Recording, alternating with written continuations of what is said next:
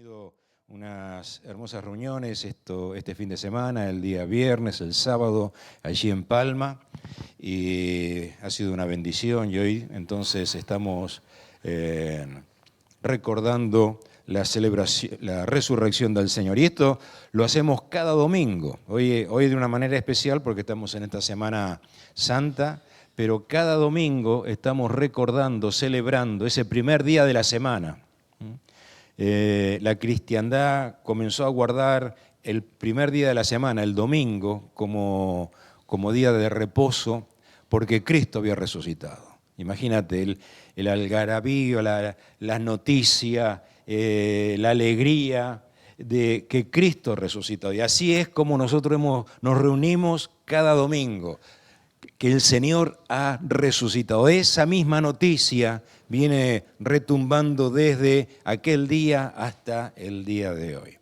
Amén, amén. Yo quiero compartir, antes de participar de la Cena del Señor, unos pensamientos respecto a la resurrección del Señor. Yo el viernes me compartía la palabra allí en Palma, y mencioné algo que ya había compartido aquí en una ocasión, en donde la única respuesta de Dios a todas nuestras preguntas, a todos nuestros interrogantes, cuando nosotros nos agobiamos y decimos, Señor, ¿qué pasa? ¿Por qué? ¿Y esto para qué, Señor? Y nos conflictuamos con tantas preguntas. Decíamos que la respuesta del Señor es la misma respuesta que recibió Jacob cuando sus hijos le trajeron las ropas manchadas de sangre de su hijo José. Jacob había enviado a José a preguntar, ¿cómo están mis hijos? Ve y mira cómo están tus hermanos y tráeme respuesta. Y la respuesta que recibió fueron las ropas manchadas con sangre. Hay una sola respuesta frente a todas tus preguntas. Cuando tú dices, Señor, ¿qué pasa? El Señor te responde, mira, yo di mi vida por ti. Mi sangre es la respuesta a todas nuestras preguntas. Cuando tú estás conflictuado y te preguntas cosas, piensa que si el Señor dio su vida por ti, ya está. Todo está cubierto bajo la sangre de Cristo. Tu vida está cubierta bajo la sangre del Señor. Amén. Así que hay solo una respuesta de Dios para todas nuestras preguntas y la sangre de Cristo. Esta es la contestación del Señor para nuestras preguntas. Y hay solo una señal para todas nuestras dudas. Una sola señal. Jesús hizo muchas señales. Jesús hizo muchos milagros, pero los escribas, los fariseos le decían al Señor, danos una señal. ¿Qué señal nos muestras? Y entonces el Señor dice que le respondió y le dijo, destruid este templo y en 3 días lo voy a levantar. Esta es la señal. Y en otra ocasión dice que también los escribas y fariseos le dijeron, Maestro, deseamos ver algo de ti, una señal que nos confirme quién tú eres. El Señor había levantado muertos, había sanado paralíticos, ciegos, leprosos, había hecho tantos milagros. Pero dice el Evangelio de Juan que aún así, no creían.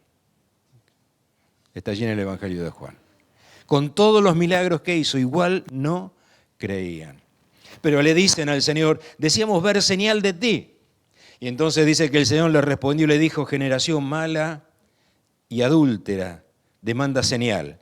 Pero señal no le será dada, sino la señal del profeta Jonás, que estuvo 3 días y 3 noches en el vientre del pez, así el Hijo del Hombre va a estar 3 días y 3 noches en el corazón de la tierra. Y de allí se va a levantar. Amén. Y esa es la señal. No hay mayor señal que algún milagro. Ya está. Cristo se levantó de entre los muertos. Esa es la señal. Puede haber muchos milagreros, puede haber muchas cosas que ocurren y nos deslumbran, pero nadie ha dicho, destruid este templo y en 3 días lo voy a levantar. La resurrección, el poder de su resurrección, es la señal definitiva que Dios nos da frente a todas nuestras dudas. Súbeme un poquito. Yo quería leer algunos pasajes. Efesios capítulo 1, verso 19. Efesios 1, 19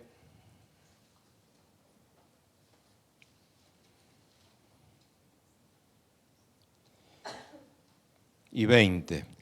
Dice la palabra del Señor aquí, el apóstol Pablo dice, y cuál la supereminente grandeza de su poder para con nosotros, los que creemos, según la operación del poder de su fuerza, la cual operó en Cristo, resucitándole de los muertos y sentándole a su diestra en los lugares celestiales.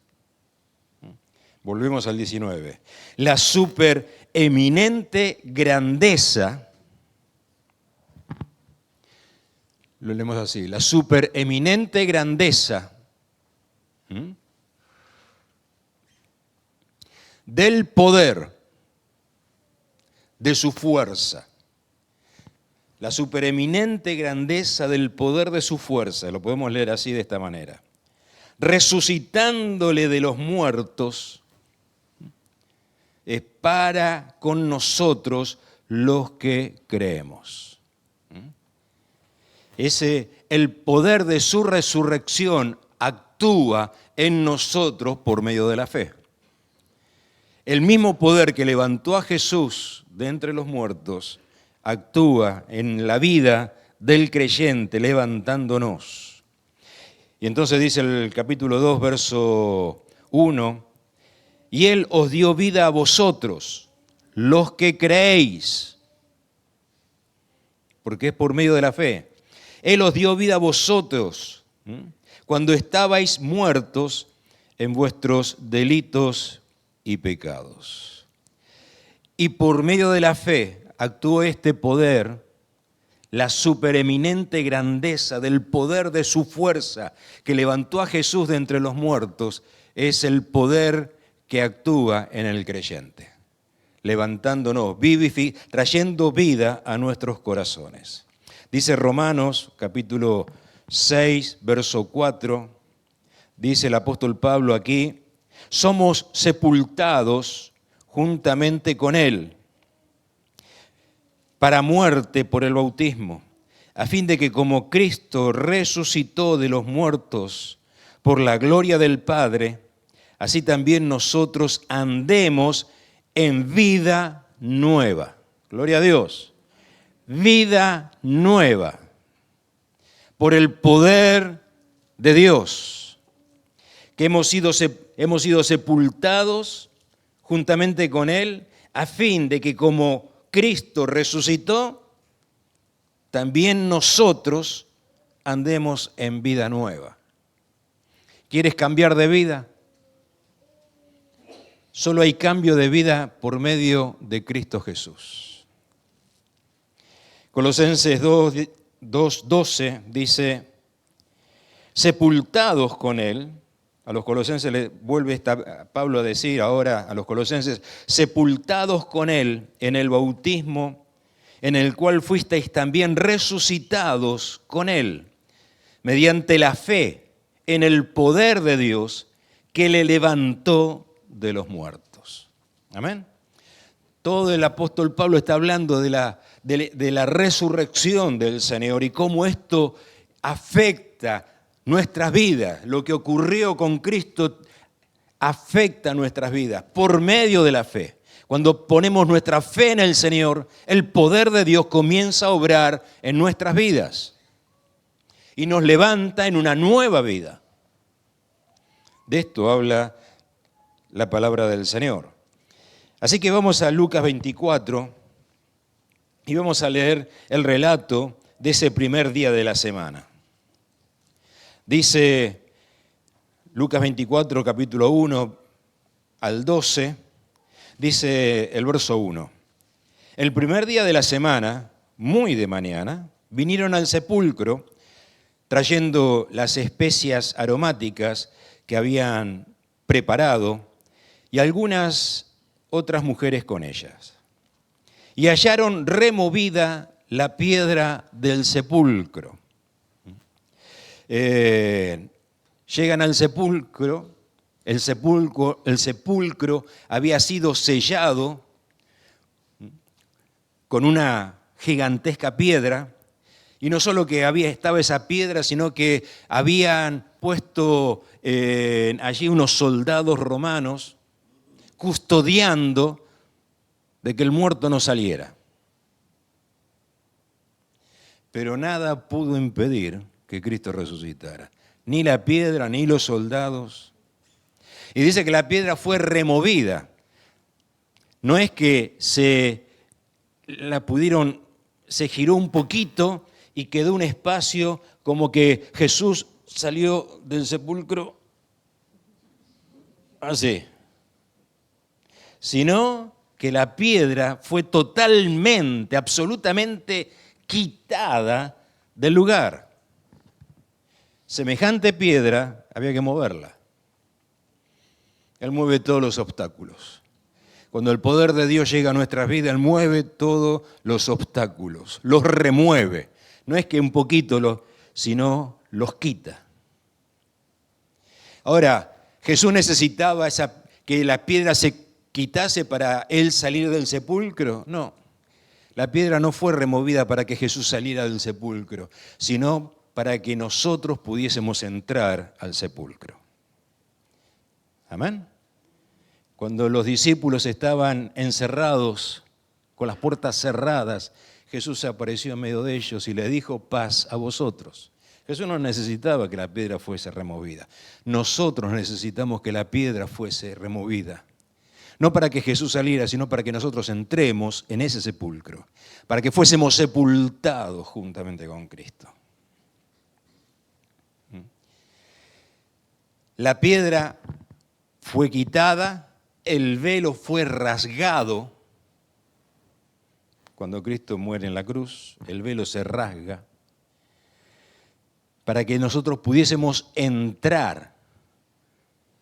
No es que nadie tenía que salir. Nosotros somos los que tenemos que entrar en el Santísimo, en el sepulcro. Hay un camino, hay un acceso libre, nos habla la palabra del Señor. Tú no tienes que irte para entrar en el sepulcro, tú no te tienes que ir a Jerusalén para entrar en el santo sepulcro. Todos tenemos libre acceso para entrar en el sepulcro del Señor. Y uno entra en el sepulcro del Señor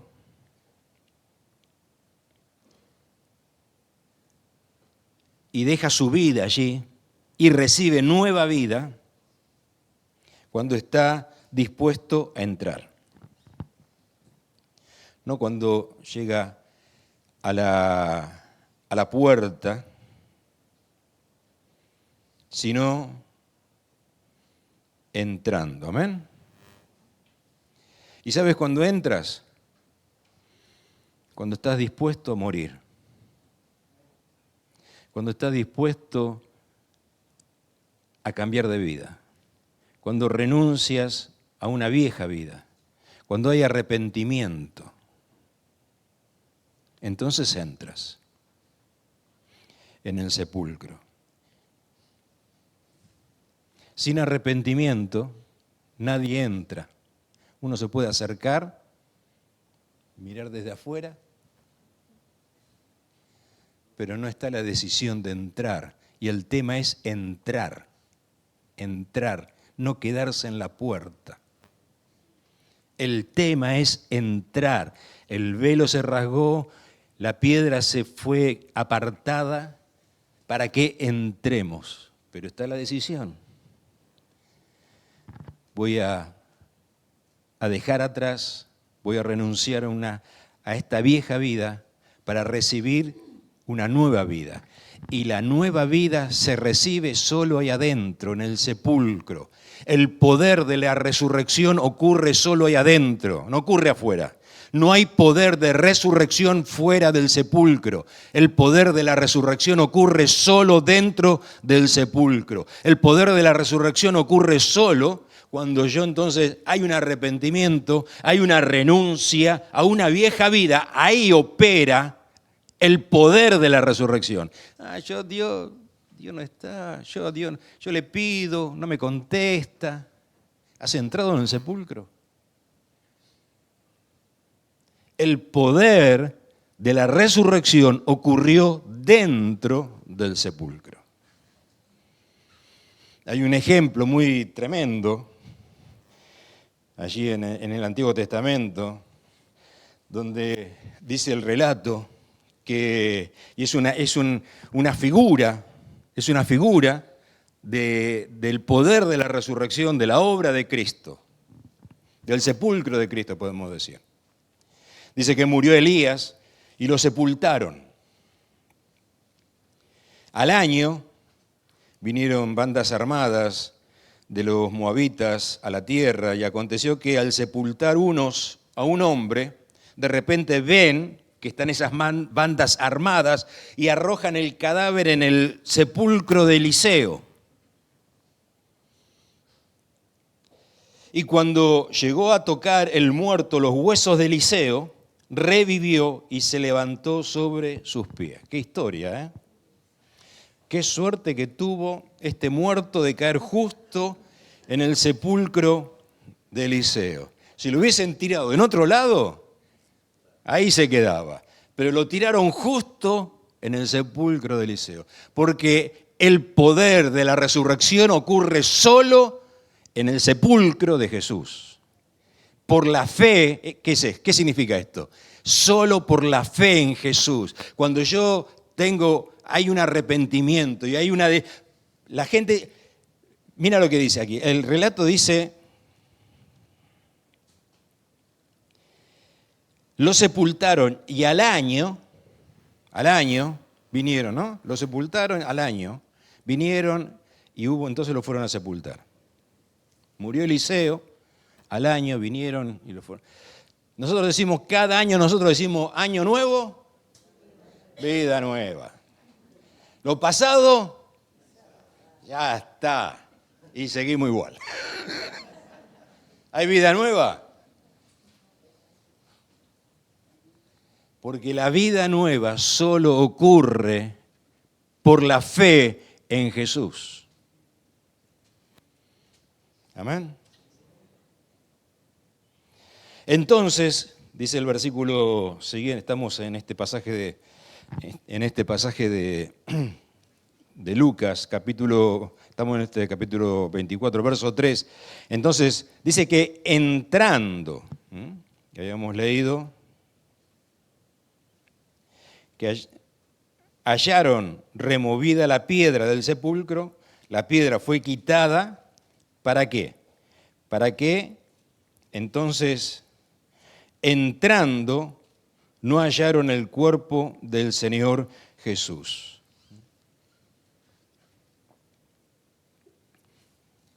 Como decimos, las mujeres entraron, las que fueron al sepulcro entraron. Y a mí me pega mucho esto.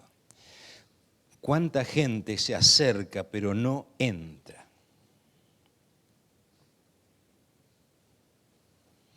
Se arriman, pero no dan el paso. Cuando estaba pensando en esto me pegaba mucho este asunto. Digo, ¿qué realidad que hay en esto?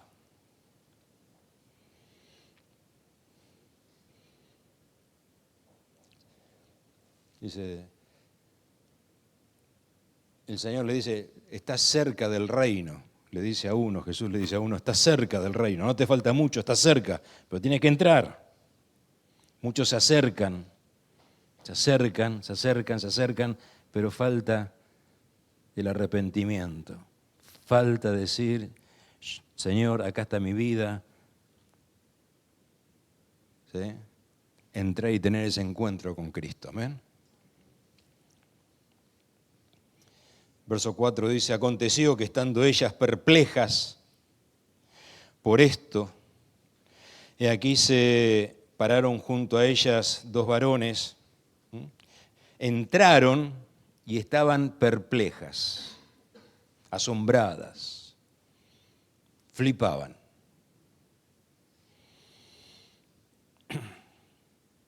Y aquí que se pararon junto a ella dos varones con vestiduras resplandecientes, y como tuvieron temor y bajaron el rostro a tierra, les dijeron, ¿por qué buscáis entre los muertos al que vive?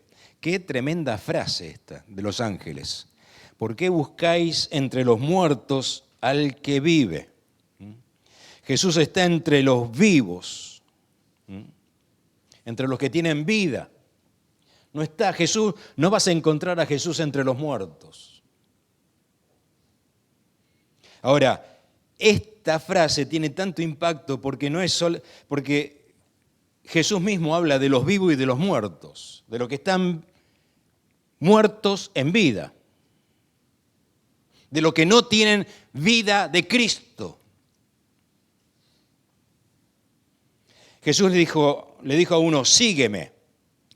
Jesús le dijo a uno, sígueme, deja que los muertos entierren a sus muertos y tú ve y anuncia el reino de Dios. Jesús identifica entre muertos y vivos. Jesús habla la parábola del hijo pródigo, y el hijo pródigo regresa a la casa, y el padre le dice al hermano del hijo pródigo, le dice, es necesario hacer fiesta y regocijarnos porque tu hermano era muerto y ha revivido, se había perdido y es hallado. ¿Quién está muerto? ¿El que está perdido? El que está perdido. Pero el que se entrega, Pablo dice así, pero el que se entrega, mira qué tremendo este pasaje. Pablo dice a Timoteo, pero el que se entrega a los placeres viviendo está muerto. ¿Qué es lo que le ocurrió al hijo pródigo? Dame la herencia porque quiero ir a vivir la vida loca. Yo quiero ir a vivir, entregarse a los placeres. Vivir la vida, soy joven y necesito vivir la vida. Viviendo está muerto, dice el apóstol Pablo. Pablo le dice, no solo ocurre fuera de la iglesia, ocurre dentro de la iglesia. Lo dice en Apocalipsis, Juan dice, las palabras del Señor allí en Apocalipsis, yo conozco tus obras que teniendo nombre de que vives, estás muerto. Así que el verso 6 dice así, no está aquí, sino que ha resucitado. Acordaos de lo que os habló cuando aún estaba en Galilea, diciendo, es necesario que el Hijo del Hombre sea entregado en manos de hombres pecadores y que sea crucificado y resucite al tercer día. Entonces ellas se acordaron de sus palabras. Dijeron, es cierto, el Señor decía esto. Verso 9, volviendo del sepulcro, dieron nuevas de todas estas cosas a los 11, a los discípulos, y a todos los demás. Era María Magdalena, Juana y María madre de Jacobo, y las demás con ellas, quienes dijeron estas cosas a los apóstoles. Mas a ellos les parecía locura las palabras de ellas y no las creían. ¿Para cuánta gente el evangelio es cosa de locos? ¿Para cuánta gente el evangelio es una locura? Ahora, si el evangelio te parece una locura, es una señal de que estás muerto.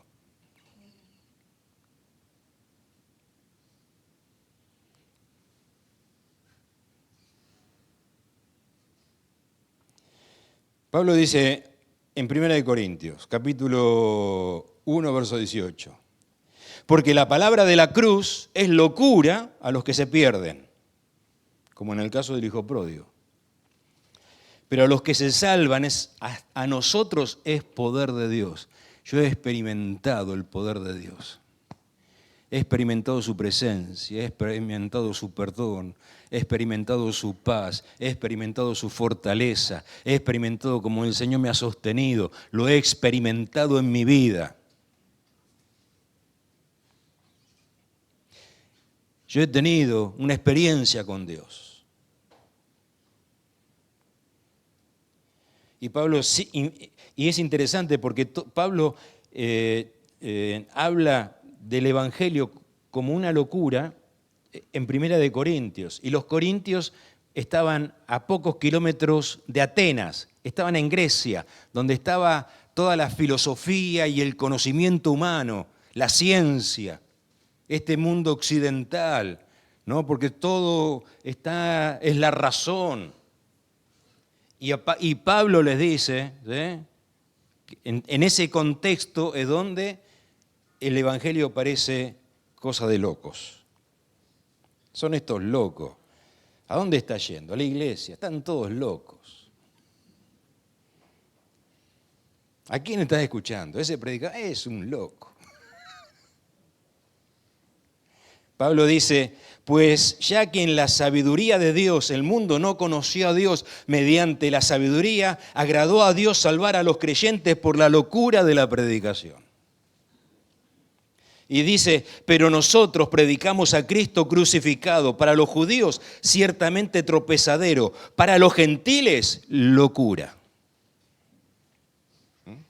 Los gentiles, ¿quiénes son los gentiles? Los que no han salido del sepulcro.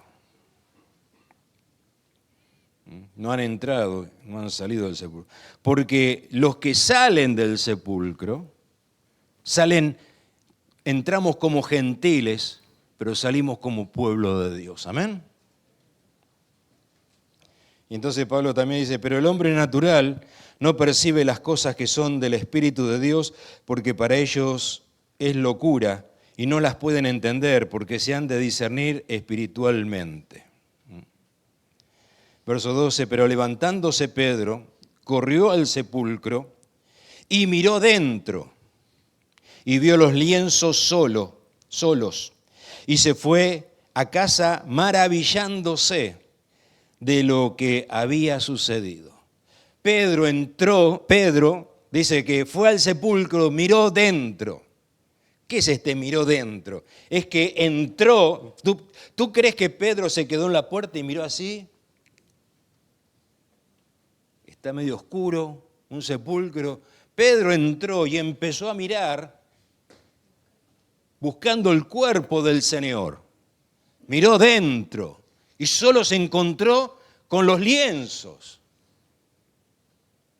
¿Y el Señor? ¿Dónde está el Señor? Y lo hizo porque ya las mujeres le habían dicho, ha resucitado. Él entró, incrédulo, pero salió maravillándose. ¿Cristo te maravilla? Es señal de que estás vivo. Si Cristo no te maravilla, si no flipas con Cristo, es porque estás muerto.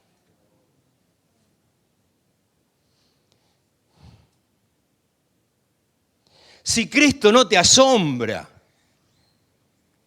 es porque todavía no has recibido vida. Entra en el sepulcro. Arrepiéntete de tus pecados, de la vieja vida. Trae tu vida a Jesús y experimentarás el poder de la resurrección y cómo Dios trae vida a tu vida. El versículo 13 de este capítulo empieza con la historia de los discípulos que van camino a Emaús. Los discípulos que van de camino a Emaús. Y van caminando y no se dan cuenta de que Jesús estaba con ellos. ¿Por qué no se dan cuenta? Jesús estaba con ellos y no se daban cuenta, no tenían conciencia de la presencia de Dios.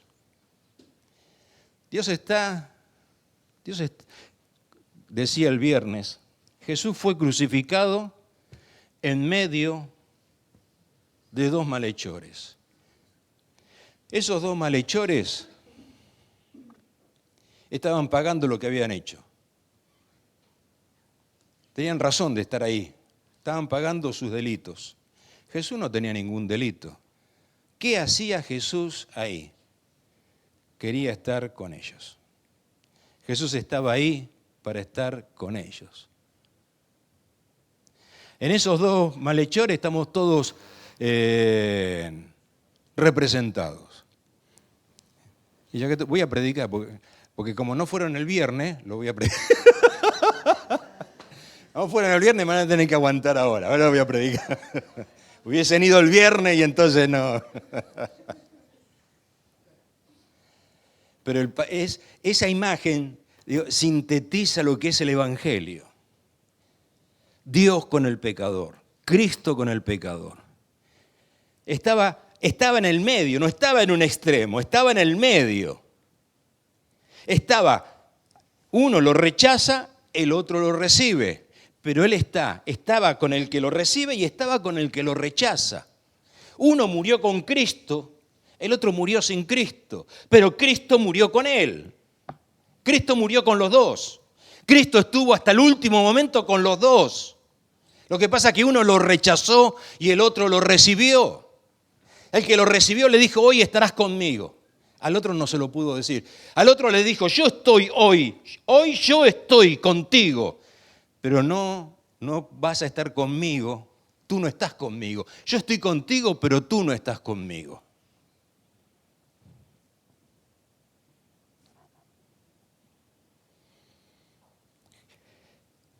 No me doy cuenta de que Él está. ¿Qué le pasaba? No me doy cuenta que Él está conmigo. Eso es una señal de... Si yo tengo conciencia de que Él está conmigo es porque estoy vivo. Es una señal de que estoy vivo. Cuando tú estás consciente de que Dios está. Y te das cuenta que Él está en este detalle, en el otro, que su presencia, eso es una señal de que estás vivo.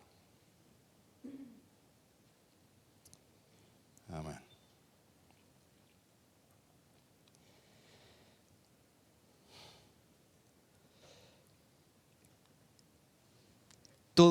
Hermano, hay momentos en donde nos podemos sentir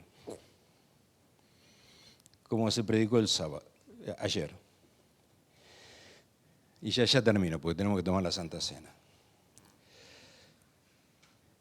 La palabra de ayer, el sábado, fue un día donde parecía que Dios no estaba.